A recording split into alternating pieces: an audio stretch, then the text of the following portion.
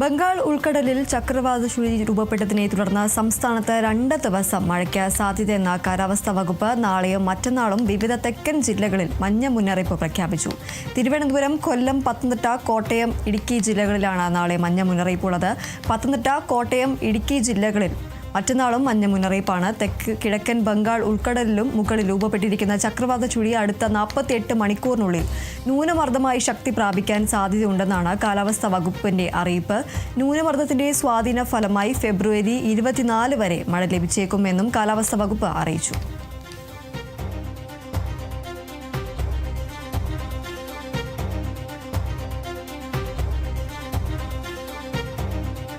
സംസ്ഥാനത്ത് 2 ദിവസം മഴയ്ക്ക് സാധ്യതയുണ്ട് എന്നതാണ് കാലാവസ്ഥാ വകുപ്പിന്റെ അറിയിപ്പ്. ബംഗാൾ ഉൾക്കടലിൽ ചക്രവാത ചുഴി രൂപപ്പെട്ടതിനെ തുടർന്ന് സംസ്ഥാനത്ത് 2 ദിവസം മഴയ്ക്ക് സാധ്യതയുണ്ട് എന്നതാണ് മുന്നറിയിപ്പ്.